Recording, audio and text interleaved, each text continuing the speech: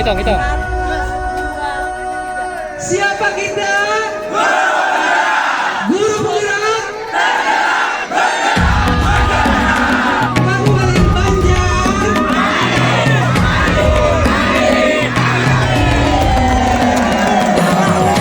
Bukalah matamu, saatnya meraih mimpimu. Arahkan pandangan ke depan, Tuhan kan menuntunmu. Sadarilah masa berganti, tantangan kan kita hadapi.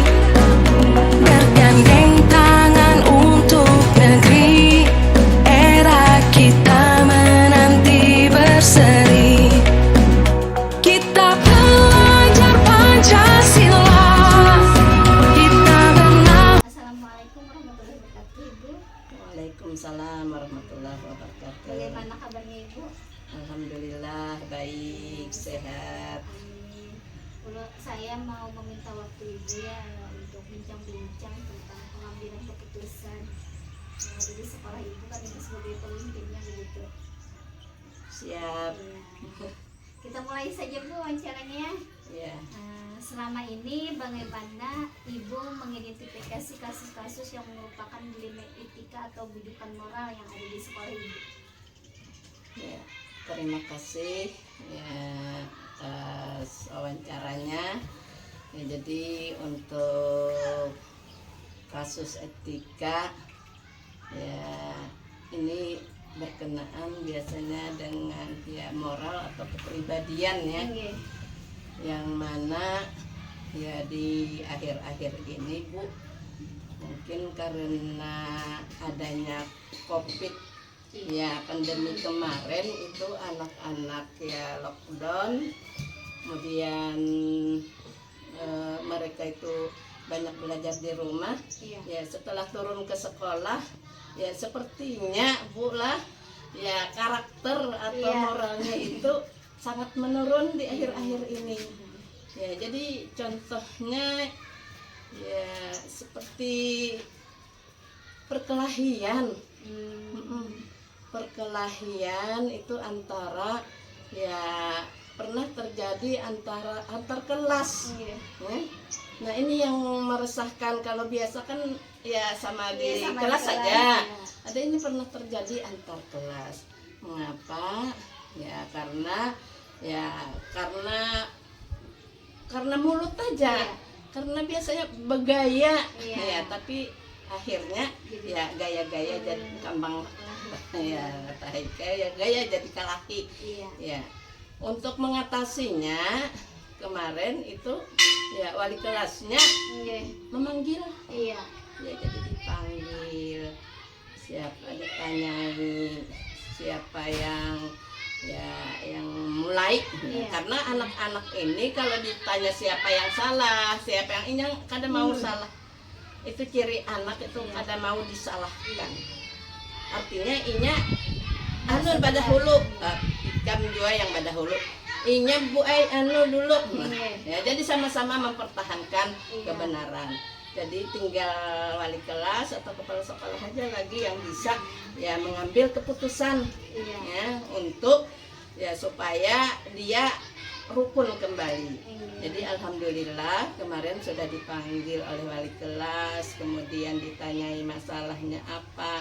Alhamdulillah sudah dapat ya akar permasalahan dan sudah bisa ya dikembalikan baik kembali. Ya, jadi kemudian ada lagi kemarin itu juga ya masalah pakaian. Ya, masalah pakaian itu waktu upacara pakaian kan harus lengkap. Iya. Ya dari kepala sampai ke ujung kaki. Namun walaupun sudah tata tertib seperti itu ada aja alasan ya kenapa jadi kada pakaian lengkap. Maka pas di upacara Bu lah ya, jadi terpaksa ya kami yang kada lengkap itu didiriakan di muka. Nggih. Nah, didiriakan di muka dengan alasan itu memberi jarak lah ya, supaya dia jarak dan kawannya melihat. Ya. Tapi cuma berdiri aja Bu, tidak menghukum fisik, tidak seperti dahulu kan keliling lapangan, ya tidak ya berdiri ya angkat kaki, tidak, cuma hanya menampakkan ya supaya dia merasa bersalah dan kawannya supaya tidak ikut-ikutan lagi. Ya. Kemudian ada lagi permasalahan yang ini bagi kelompok Bu. Guru-guru mengeluh, Bu, kan saya kepala sekolah. Bu, biar guru kayak apa ya lah pula caranya. Ulun tuh bingung karena anak-anak wahini itu kalau dibagi kelompok ini ada mau laki-laki dengan perempuan ya, jadi gender kan, perbedaan gender tuh. Jadi perbedaan gender itu kehendaknya laki-laki khusus laki-laki, perempuan khusus perempuan. Kadang mau digabung, ya jadi aku ya pakai teknik aja guru. Ya, kayak apa teknik, misalnya pakai hitungan atau misalnya seperti yang berdiferensiasi gitu kan, itu berkelompok-kelompok. Ya, jadi harus dulu lah sekarang ini yang bisa-bisa mencari metode atau jalan keluarnya itu supaya dia mau berkelompok. Ya. Jadi tolong Ibu ya belajar di PMM itu cara-cara mengatasi anak yang sekarang ini ya kasusnya apa tadi? Dilema etika. Kemudian ada juga ya mungkin ya dengan masyarakat lah atau orang tua murid. Nah, orang tua murid ini ya bisa juga waktu kejadian anaknya misalnya tidak mau belajar, kita tegur. Ya. Kemudian setelah kita tegur, dia melaporkan orang tuanya. Ya, orang tuanya datang. Orang tuanya datang. Tapi ada masalah, orang tua datang itu malah bagus, artinya kolaborasi kita antara kepala sekolah, guru dan orang tua itu jalan. Tapi ya beliau datang kita beri penjelasan itu jalan. Tapi ya beliau datang kita beri penjelasan ya mengapa anak bapak sampai seperti itu. Karena ya kejadiannya ini kata sekali aja sering terjadi.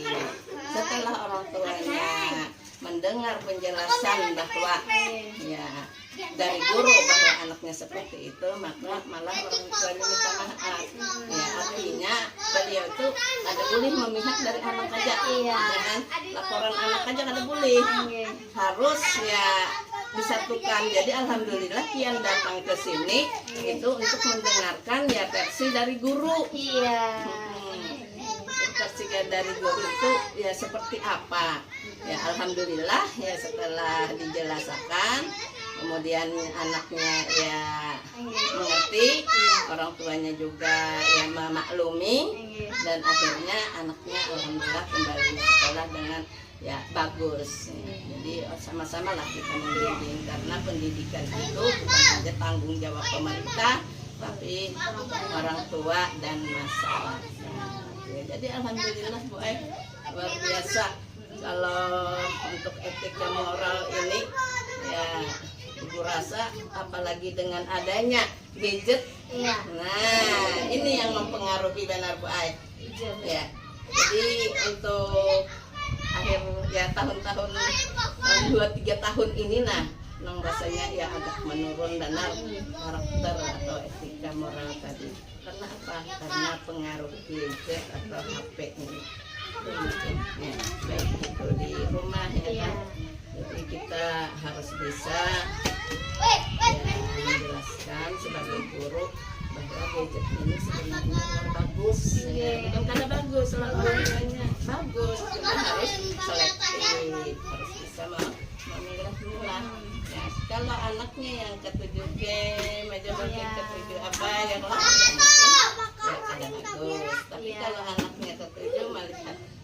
mengerjakan soal-soal kan banyak di sini. Iya di sini ya, dari di Google. Jadi kada apa-apa. Jadi ini kada diulah apa? Kada diulah misalnya alasan ya. Tapi kita beri pengertian. Iya. Wah, gadget ini bukan aja ya merusak tapi banyak juga baik. Karena pelajaran sekarang dari pengertian orang tuanya kalau aja bawa HP-an aja jam siang malam ya. Sebenarnya orang tua pun harus mengarahkan karena pembelajaran sekarang bukan saja ya kita mencari ya pengetahuan tapi juga keterampilan. Dan sekarang ini pembelajaran berbasis IT ya itu memang sangat digalakkan karena ya Rasulullah ya Allah. Ya Rasulullah didiklah anak sesuai dengan zaman. Jadi pintar-pintar guru lah itu etika. Ya, mungkin apa lagi Bu? Kap dulu pertanyaan dari beberapa kasus tadi yang sudah Ibu ceritakan ya, mungkin langkah-langkah atau prosedur apa yang bisa dilakukan begitu Bu? Ya, terima kasih. Jadi kalau prosedur itu yang kami lakukan bisa dengan ya tadi memanggil anak, bisa dengan memanggil orang tua, bisa dengan surat misalnya ya teguran ya, bisa disurati, bisa disuruh datang ya kan. Jadi prosedurnya itu ya bisa face to face kan, berhadapan ya, jadi hadapan mencari solusinya. Jadi akar masalahnya tahu ya, jadi solusinya kita bisa melaksanakan ya dengan cara mengambil ya keputusan itu dengan kesepakatan. Jadi setiap ada kegiatan, setiap ada permasalahan itu kami selalu mencari akar masalah dan mencari solusi dan menemukan refleksi dan menemukan kesepakatan. Mungkin itu yang kami laksanakan. Dikomunikasikan dulu lagi. Dikomunikasikan dulu.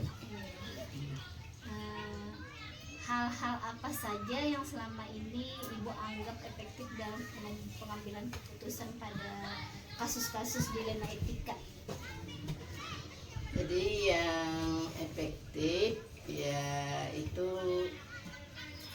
kami yang pertama itu mencari akar masalah dulu kan, ya siapa yang bersalah.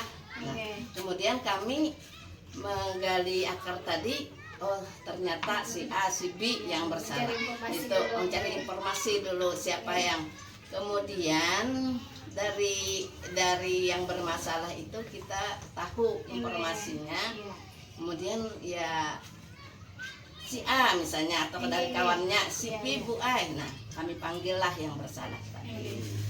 Jadi artinya kita mencari solusinya itu ada di dalam kelas Bu Ai, tapi dipanggil tersendiri supaya dia mudah mengungkapkan ya permasalahan. Ya setelah dipanggil ya sama-sama kemudian tahu akar masalah tadi, kita mencari solusinya dan kita suruh biasanya wali kelas itu menulis di buku BK Bu Ai. Nah itu yang mau ulahinya ini. Jadi yang mau ulahinya ada agak jarak atau ada perhatian itu biasanya ditulis guru itu di buku BK. Ya. Kemudian ditandatangani oleh yang bersangkutan. Nah, setelah ditandatangani oleh bersangkutan, kemudian dia bersalaman, bermaafan, ya kalau saya rasa itu sangat bagus lah. Ya. Efektif, dia menyadari bahwa ya kalau bersalah itu ditangani BK. Awalnya dulu lah masuk dokter hitam. Iya, ada catatan ya lah.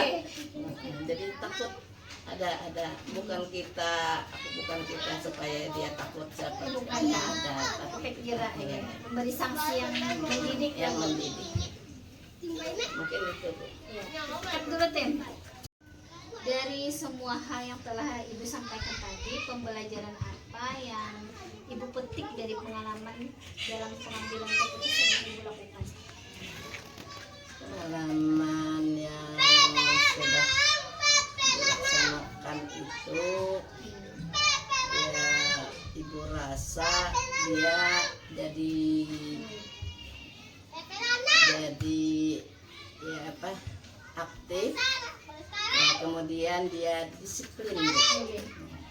Jadi menjadi aktif, menjadi disiplin, kemudian karakternya juga ya berubah Bu. Iya. Jadi karena itu kita mengangkat kasus ya etika moral tadi, ya setelah beberapa tadi ada permasalahan kemudian solusinya, dan ternyata alhamdulillah ya anak tadi menjadi aktif, kemudian anak itu menjadi disiplin. Berubah lah, ada perubahan. Ada perubahan. Perubahan positif Ya dari yang kada baik jadi baik, Jadi baik. ya lah. Itu. Bagus sekali ya. Insya Allah ya kalau kita tangani sesegera mungkin, tapi Bu lah ya. Jadi kalau ada didiamkan berlarut-larut ya. iya, gitu. jadi kalau ada masalah itu ya minimal kita pesan non anak-anak itu. Nah kalau ada yang misalnya kejanggalan atau berkelahi atau ada yang mengambil uang, Iya, misalnya iya. ada ketahuan ada yang culas, Iya. itu segera laporkan. Segera laporkan ke wali kelas atau Iya. ke kepala sekolah supaya kita lebih cepat mengatasinya. Iya. Sebab kalau misalnya terbiasanya, misalnya ada juga kasus Iya. ambil duit, Iya, iya. yang lah, namun kita biarkan, nah itu mungkin nanti ya terbiasa. Supaya jangan dia terbiasa, ya segera kita Iya. mengambil tindakan supaya dia ya tadi ada penyesalan mungkin, kemudian kita padahi ada berubah lah. Iya. Nah mungkin gitu. Iya, pemberian sanksi yang mendidik gitu ya. Iya. Demikian Bu pertanyaan dari saya. Terima kasih banyak sekali ya atas bincang-bincang kita hari ini. Banyak sekali manfaat yang saya dapat dari pengalaman-pengalaman Ibu ya.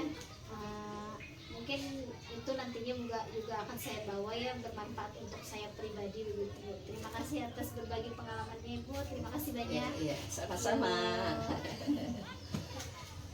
Lelah matamu, saatnya meraih mimpimu.